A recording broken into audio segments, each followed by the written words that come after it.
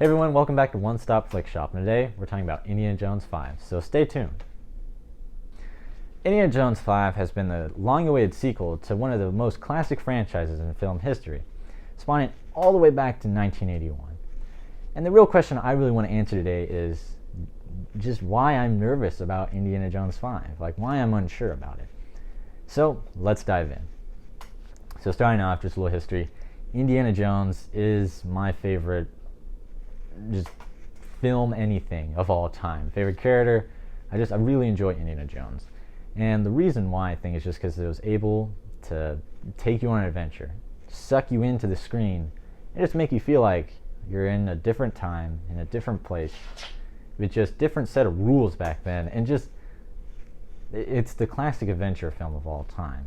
And I've just always enjoyed them. Just always been my favorite. And so that's why I really want to make this video of maybe why I have some concerns about the upcoming Indiana Jones 5. Just because there's just some things that when I heard about it, I was just a little concerned. I was like, oof, I don't know how I feel about that yet. So let's dive into it. So my first concern really is, I think that should get everyone concerned at first glance, is it's a director switch, which is I'm for sometimes new people stepping in, but when you do something like Indiana Jones, I think there was just something that Spielberg really he captured that. And even when you look at maybe a film that not everyone likes, like Kingdom of Crystal Skull, even though it's I guess 20 years after Last Crusade, I still feel like he was able to put his style in such a more modern kind of take of, not modern take, but a modern movie with such a classic franchise. And even when I say franchise, I don't think Indiana Jones is one of those where it's just like, oh, it's a franchise. I just think they're able to create a new, different experience with each movie. Even if there are some things you didn't like, especially maybe the aliens and in Kingdom, or maybe the darker subplots in Temple of Doom, I feel like everyone always has they at least there's something to be different each time, and that's something I think that many just films can't always pull off. Some movies, they just peak and then they just keep redoing the same thing. Indiana Jones was able to keep continuing and doing something new. And so that's when you hear a director switch, you think, well, maybe there could be something new. But my argument is that I don't think Indiana Jones has ever had to do something new, because it was already doing that. And so, I don't think a new director is terrible, but when I hear that Spielberg is just out, my first reaction is a little nervous, because he just did a great job with those in his style. And but we do have James Mangold coming in, which some might say, oh, well, that's great. I love James Mangold movies. You don't know who James Mangold did. You have probably seen one of his movies. He did The Wolverine, the one from 2014, samurai film, very mixed with some people. But of course, he did the more the one, Logan, which many people have probably seen and many people love. And then of course he did 4v Ferrari, and he's done some other ones that people have seen. And when I hear James Mangold, I think maybe we think, oh, well, 4v Ferrari, he can do like an older time period, which yes, I really enjoyed 4v Ferrari, and I think that was a really good film, and I do think he was able to, like I said, just throw you back into a different time. But when I get a little scared with Logan up there, even though I think Logan's pretty good, I'm a little nervous, and I love Wolverine. I love the Wolverine, but I'm just a little nervous that where's Indiana Jones as a character going to go on? I don't want Indiana Jones to be a Logan character. Logan, you can have this great arc, this broken hero that finds redemption through, just helping others and, making sacrifices. But Indiana Jones, he's not this Logan type character. And spoiler alert, if you don't skip like just 10 seconds, I'm about to maybe say a spoiler. You probably already know. But Logan dies. Anyway, I don't think you can have an ending for a character like Logan with Indiana Jones. I don't think that Indiana Jones is necessarily a broken hero. We could probably all agree that maybe, yeah, he's beat up and probably taken many Nazis' lives, but in the end, he's fighting Nazis and he's fighting bad guys. And he hasn't done stuff that maybe you are always like you question his morals. And, yeah, he's a human being, so he's had his ups and downs, and he definitely has had an arc, which maybe I'll get into another video someday. But he's not a character that can go through an ending like Logan. And Indiana Jones 5 is going to be the last installment. Which brings me to my another point. Harrison Ford is, and I love Harrison Ford, he's probably my favorite actor of all time. Not just because Indy. Of course, he's done Han Solo. He's done just some of my other favorite movies like Air Force One, The Fugitive, just so many great movies, especially in the 90s. There's just a good run. Or Jack Ryan, just great movies that he was in. So that's why I really enjoy him.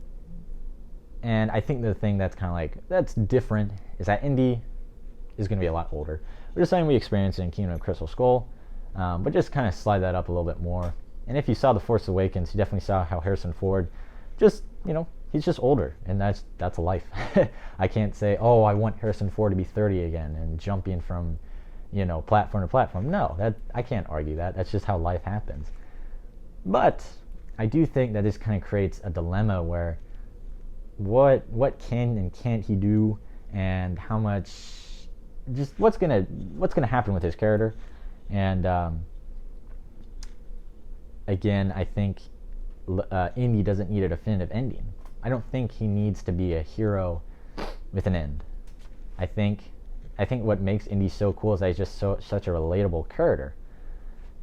You see him, he's afraid, he has a phobia of snakes. He has love interest. He has a father that his relationship with him is a little iffy. But in the end, they get to be father and son again. He's a human being that I think which makes Indy so relatable is that we all kind of see ourselves in that character. I hate snakes. I really do. So and just so many other things with Indiana Jones that just, he's a hero. He definitely can do these fantastical things, but there are things about him that make him relatable. And so that's when I think when he's gonna, if they do something where it's like, oh, he's gonna pass on the torch, I don't think that the whip is a mantle. I don't think that the fedora is a mantle. I think that, in my opinion, there's just Indiana Jones and he's a character. Not that he can't inspire others and that he can't, just encourage others to do archaeology or do stuff like that or fight Nazis. But I don't think it's something where it's like, all right, you're going to be the next Indiana Jones. I don't think that. I don't think he's like Captain America. I think you can do that with someone like Captain America if you do it respectfully. That's a whole nother topic for another day. If you ever want to, comment down below if you want to see my take on Falcon and Winter Soldier. Anyway, I don't think you can pass on the whip. I don't think that's who the character is. I think that he is Indiana Jones. He's not a Captain America where it's like, yes, he is a very popular hero. You can know who he is by the silhouette, but I don't think it. That's something like with Shia LaBeouf. If you look back, nobody really liked that, especially the ending. Some people probably cringed at that, like, ugh. It's just not a character that you can say, oh yeah, just, it can be passed on. And whoever that be, I just don't think it can be anyone. Even if you do a remake, it's not the same. And it's just weird. And I don't think you can do that with the character. And back to his age, it's just something, like I said, there's something so great about the original Indies with just practical effects and just, swinging. Literally, if Harrison Ford did a good, not all, but he did some great stunt work in that. That I really respect. Like, sometimes you don't realize it once you see the lengths they go through. And so it's just really cool. And of course, stunt doubles, you can do all that, and I think that's fine because he had that with the original Indiana Jones. And when I say like, oh, the original Indiana Jones, oh, the original Indiana Jones, I'm not saying that, oh, I just want it to be the original Indiana Jones. No, I look at it as like, I feel like there are many different ways you can take the character, and I would love to see that. I mean, Last Crusade is, I think, one of my favorites for a reason, because the character, we see the character, and that just is so great. And now moving on to the cast, I had to write them down because I can't remember all their names, but we have the cast. I can't write it down in all in all one sitting. Phoebe Waller-Bridge, Mads Mikkelsen, Antonio Banderas, Boyd Holbrook, Shawnette Renee Wilson, Toby Jones, and Thomas Kretschmann. And I feel like at first glance, not a bad cast. One thing I definitely noticed was Mads Mikkelsen.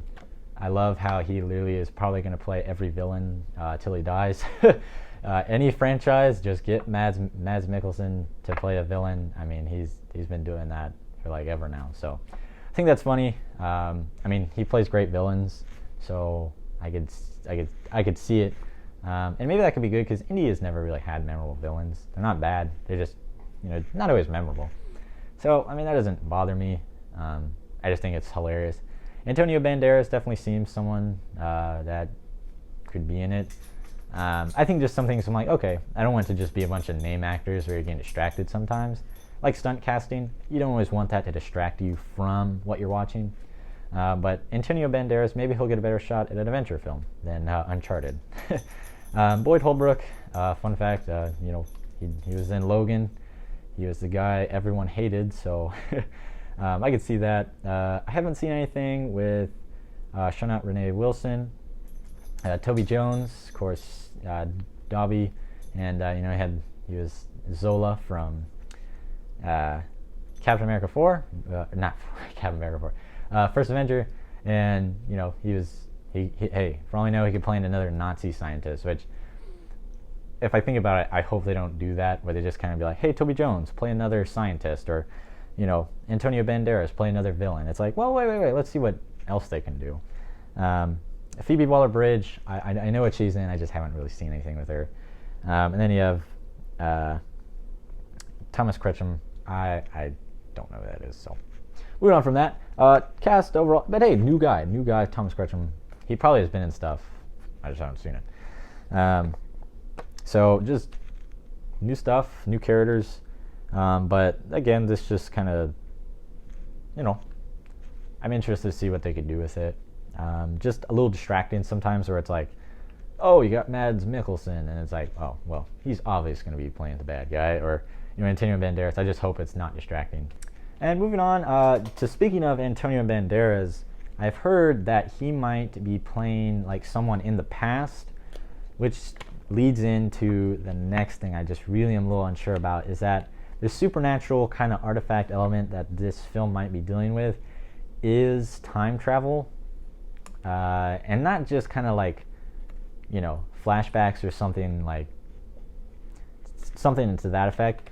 It is Indy and his sidekick, or his allies, will be going back in time. When I first hear that, I don't know how I really feel about that. I think that's a little weird to be having Indy going back in a different time. I just feel like time travel always is a little iffy.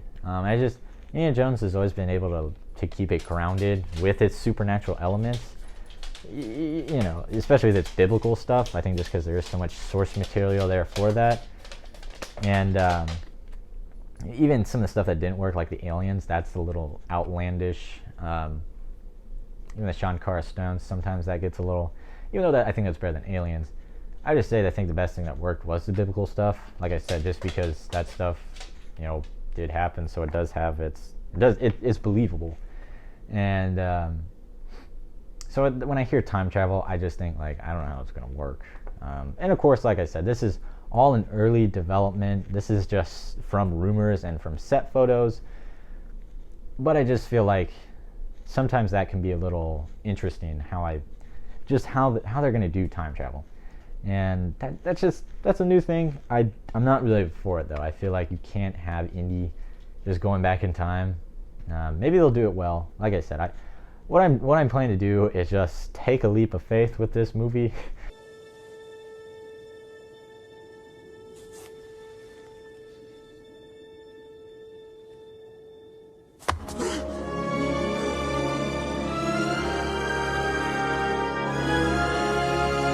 And just, I just have optimism. At the end of the day, like, I'm still going to go see it, and I'm still going to hope that's a good film. But I think there's concerns that it might not be, so that's why I'm making this video.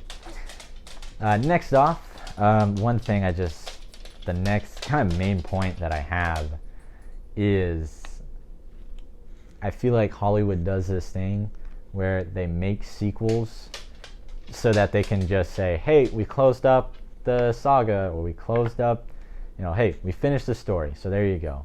And that always leads into a bad film, just a bad story. And I think one of the greatest examples I always use is Dead Man Tell No Tales from the Pirates of the Caribbean saga. When I first saw it, I liked it because it at least wasn't Stranger Tides, but I think that it was solely there just to say, hey, we're wrapping it up, so like, let's just do this final film. And you can see it just kind of in just the characters. Jack Sparrow is just not who he is, which could lead into other things, but he's just not who he is. It just gets so like, oh, I've seen this before. They just kind of swap characters with new ones, and that just in return just doesn't, it's lazy. And just in its idea how it literally just ends all curses in Pirates lore. It's like, all right, yeah, if you break this, then literally everything is done, so we can close up the franchise. And that's just lazy. I can still have fun with it, I guess, but it's just a film where I see, oh, this is a little lazy, and it's also forgettable. Now, of course, you have other examples, like Dark Phoenix from X-Men. I really do not like that film. I really don't. Another video for another time. And, of course, like Rise of Skywalker, that's a little different, but just films that are there to check off the list, like, oh, we got to finish off this property. And at the end of the day, that's where I say, does Indiana Jones 5 need to be made? Does it need to close off Indy's story? And it goes back to, I don't think he needs an ending. I think that, even if I think what people say is, oh, I didn't like Indy 4. I don't want that to be the ending. I'm like, so then I don't think, though, that making another one will fix it, because I think it might just capitalize on all the things that Indy 4 did. Just, you didn't really like. Older Indy, it's just in a different time period. This is going to be set in like the early 70s, and Nazis are going to be brought back, which yes, I don't want something like the Cold War or Viet Cong or any of that stuff, but it's also weird having Nazis just pop up back in the 70s. I'm sure there probably is actually stuff that happened like that, but that just seems, again, a little outlandish. And Indy has dealt with faces melting off, and Sean Cara stones and cults and lots of supernatural weird stuff, but it's always found a way to actually make it believable with its source material. Again, biblical stuff, since that stuff happened, then it actually is real. So I've always said maybe go back to more biblical stuff, because you do something really cool with that. Of course, it's tough, like what artifact would they do? They definitely did the most popular one with like the Ark of the Covenant, and they did Holy Grail. So it's always stuff new to find, but maybe they'll find something good. But I don't want this movie to feel lazy or just rushed so that they could say they closed it out. And at the end of the day, I'm saying, if you don't need to make it, then maybe don't make it. I have my favorite films. If I want to go back and rewatch Raiders or Temple of Doom or Last Crusade, especially Last Crusade, I'll go back and rewatch them. I don't need another installment if it's not going to do anything for the character, or if it, if I don't need it, I don't need it. And I'm fine with that. And I think that's fine. I think that's a good thing maybe to realize in maybe filmmaking, or just in maybe these big sequels, is that, hey, maybe we don't need to keep trying. Maybe we're fine with the films we have. Like Terminator. I love Terminator. I'll make a video on that someday. Everyone always says it's only the first two and the rest you can forget. And at the end of the day, maybe we're fine with just the first two Terminators. Maybe we're fine with just the first 4 indies. And even Star Wars could probably maybe do that. Even though, yes, I would agree, Star Wars does have just such a vast open world. But at the end of the day, maybe not everything needs to have a sequel. But hey, I just saw Top Gun Maverick, and that film was able to really subvert my expectations, and I was really impressed by it. And it was a long-awaited sequel that I was skeptical for. I was like, why do we need to make one? And it actually did well. So, like I said, optimism, just going to take a leap of faith, and that's why I'm a little unsure about Indy 5. But maybe you aren't, or maybe you are. Comment down below, what are your thoughts on Indiana Jones 5? And also, guys, thanks for just watching the videos. Thanks for all the people that subscribed and commented, and just thanks for getting the channel out there. I just really appreciate it. And just thank you all for watching this, and just thank you all. So have a great day, and see you later.